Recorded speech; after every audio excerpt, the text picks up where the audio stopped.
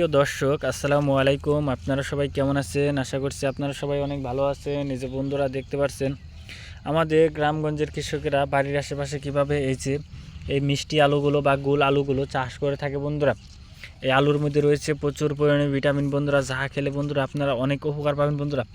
এই যে গাছের যে শিকড় দেখতে পাচ্ছেন বন্ধুরা, এই গাছের শিকড়ের নিচেই কিন্তু আপনারা দেখতে পারবেন যে এই গোল আলুর যে আলুগুলো রয়েছে সেই আলুগুলো, কারণ আমাদের গ্রামগঞ্জের কৃষকেরা তারা এই আলুগুলো কিন্তু শীতকালীন সবজি। এই শীতকালে এই আলুগুলো চাষ করে থাকে, কারণ বৃষ্টির দিনে এই আলুগুলো চাষ করা যায় না, কারণ বৃষ্টির কারণে এই আলুগুলো পচে যায়।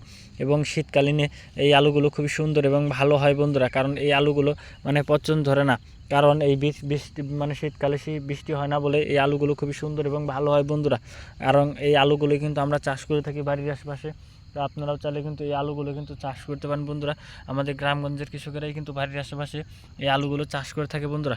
তো বন্ধুরা, এই আলুর মধ্যে রয়েছে প্রচুর পরিমাণে ভিটামিন বন্ধুরা, যা খেলে বন্ধুরা আপনারা অনেক উপকার পাবেন বন্ধুরা।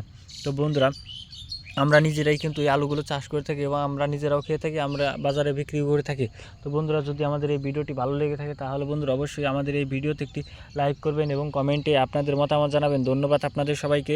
আসসালামু আলাইকুম বন্ধুরা। দেখতেই পাচ্ছেন বন্ধুরা আমাদের বাড়ির আশেপাশে এই আলু গাছগুলো। আসসালামু আলাইকুম।